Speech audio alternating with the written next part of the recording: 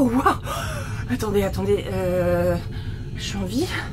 Bon, a priori, je suis partie dans le futur, mais en quelle année? Est-ce que j'ai la date sur mon cadran?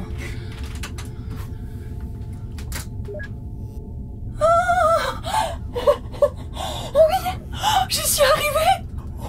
Et on a un seul morceau. Enfin, si on oublie l'état de ma coupe de cheveux. Alors, d'après ma super machine, nous sommes le 21 juin 3107. Eh ben, je sais pas ce que vous en pensez, mais moi, je me demande bien à quoi ressemble la Terre. Je vais aller jeter un petit coup d'œil par le hublot de ma cabine.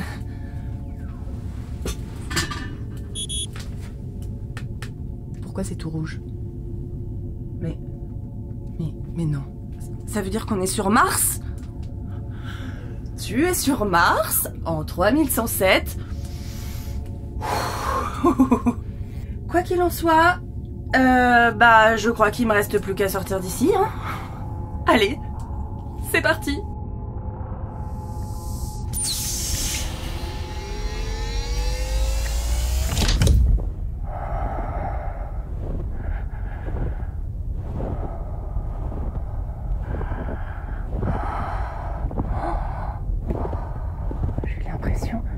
Il y a comme une communauté au loin. Je vois des êtres en mouvement. Il y a comme un petit village. Vous vous rendez compte? Ça veut dire qu'il y aura bel et bien de la vie sur Mars. Et que... Oh là là. Mais c'est complètement excitant, non? Ouais. Bon, faut que je me calme. Sinon je vais me faire enfermer. Et j'aimerais bien rentrer chez moi un jour.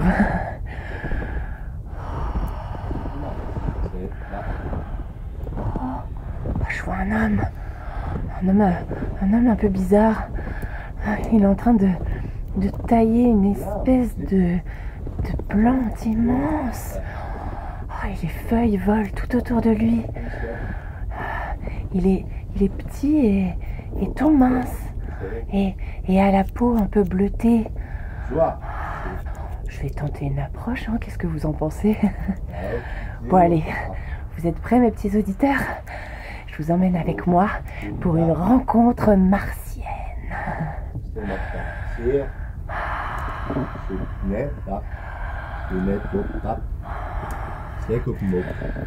Hello, moi Jeanne. Vous? J'espère qu'il va pas me répondre Tarzan. Bip. Bob bap. Bup. Blep. Bob bip bip. Haha. Pardon, j'étais obligé pour la blague. Moi, ZX13, HH5. Ok, j'ai eu peur, je me suis dit qu'on n'irait pas bien loin dans la conversation. Haha. Pas de souci à se faire, Jeanne. J'ai un programme de langage intégré qui me permet de détecter l'origine d'un être vivant et de pouvoir communiquer avec lui sans problème. D'après le programme, vous êtes une humaine provenant de la planète Terre. Ça fait bien longtemps qu'on n'en a pas vu. Tout le monde nous a abandonnés après le bombardement météoritique catastrophique de 2098. Quoi? Le bombardement? Mais c'est vrai? Quoi? Mais la Terre, les humains, tout le monde meurt? Mais d'où viens-tu, petite? Je viens de... C'est un peu compliqué, je viens du passé, de 2021 pour être exact. C'est incroyable. Flicobza Kougou, N98, X21. Attendez, qu'est-ce que vous racontez là? J'appelle mes compères. Non, mais vous voulez pas qu'on reste encore un moment tous les deux? J'ai tellement de questions à vous poser avant de repartir. Bon, d'accord. Venez, on va se mettre dans ma cabine. Oui, d'accord.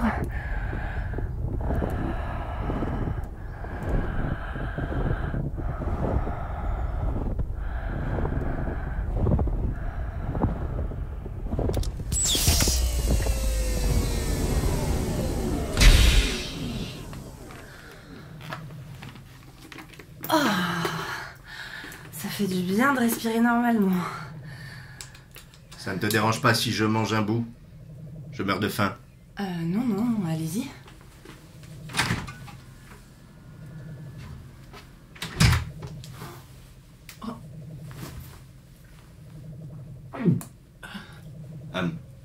Délicieux. Mais qu'est-ce que vous mangez? Ici, c'est ce qu'on appelle des glitres et tourbises. Mais c'est congelé, ça doit être horrible.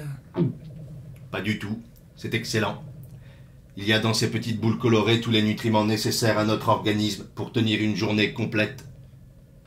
Allez, la dernière. Miam. Jamais ça me viendrait à l'idée de manger du congelé. Enfin, à part pour une bonne glace à la vanille, bien sûr. Vous m'excuserez, Jeanne. Je dois maintenant aller... comment vous dites chez vous?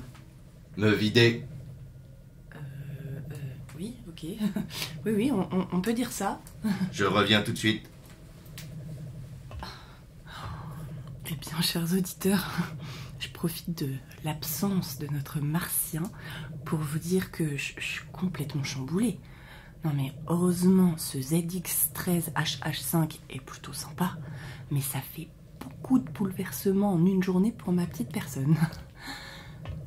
C'est bon. Je me sens tout léger. Vous voyez, chez nous, aussitôt qu'on a mangé, on doit se vider car notre système digestif est extrêmement rapide et puissant. Ce qui nous protège d'ailleurs du vieillissement. Ah oui, en effet, c'est incroyable. Quel âge avez-vous? Moi, j'ai 20 ans. Et vous? Eh bien moi, j'en ai 138. Et pas une ride. Ah. Ah ouais? Alors, jalouse? Je sais pas, oui, un peu. Je t'ai brusqué? Non, c'est juste que je suis un peu chamboulée. Est-ce que je peux vous poser une question? Oui. Comment est née votre colonie et combien êtes-vous à habiter sur Mars? Nous sommes environ 1 millier. Nous avons survécu au bombardement et avons exploité les ressources du sol et du sous-sol. Mais le bombardement cosmique de rayons gamma a considérablement accéléré les mutations, ce qui, dans les premières centaines d'années, a nui au développement de la population. Mais finalement, nos organismes biologiques se sont adaptés et nous vivons très heureux au sein de nos communautés. Mais comment s'appelle cette communauté? Vous vous considérez comme des humains? Oh non, nous ne sommes pas comme les autres humains qui nous ont abandonnés pour rentrer sur Terre. Notre population n'est pas interféconde avec vous. Ici, vous êtes chez les Homo sapiens. Homo sapiens? Oh, c'est extraordinaire. J'ai donc fait la rencontre d'une nouvelle espèce humaine. Oui, mais tu ne pourrais pas survivre très longtemps ici. As-tu les moyens de repartir dans le passé? Normalement, oui. Mais en fait, c'est la première fois que je fais le voyage dans ce sens. Alors, j'espère juste que je vais pas exploser en vol. J'espère aussi. Ce serait dommage de n'avoir vécu que 20 ans, mais tu as l'air débrouillarde. Et je suis sûr que tu t'en sortiras saine et sauve.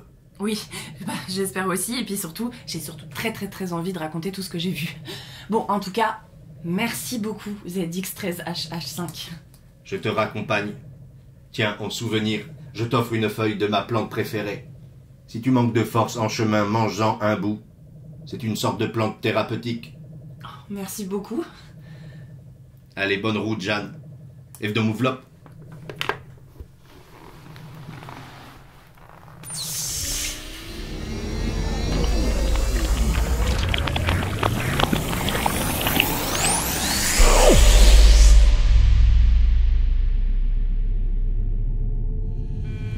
Bon, je ne saurai jamais le sens de ce dernier mot, mais quel être étrange.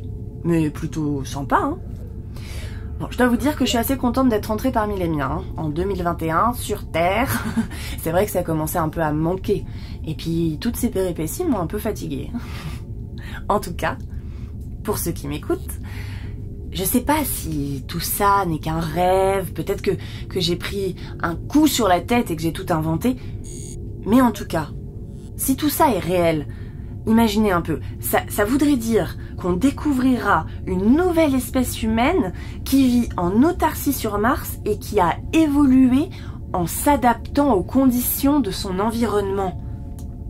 Ça donne un peu d'espoir, parce que franchement, là où on envisage le pire, c'est-à-dire l'extermination, on voit ici qu'il y a une possibilité de transformation par l'isolement d'un groupe d'individus sur une longue durée. Bon, allez, je laisse le futur là où il est et je laisserai mes petits enfants le découvrir à ma place. Notre épopée arrive donc à sa fin.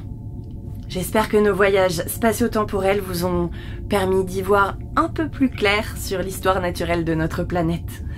J'ai été ravie de faire ce voyage avec vous. Je suis un peu émue parce que j'ai vraiment adoré ça. Mais comme dirait l'autre, ce n'est qu'un au revoir. Prenez bien soin de vous et de notre planète. Bye bye! Alors, ce voyage, c'était Chroniques de notre planète. Un podcast en 6 épisodes du Muséum national d'histoire naturelle. Une réalisation signée Nuit Noire, avec la participation de Mathilde Anquez, Stanislas Perrin et Annie Vogel.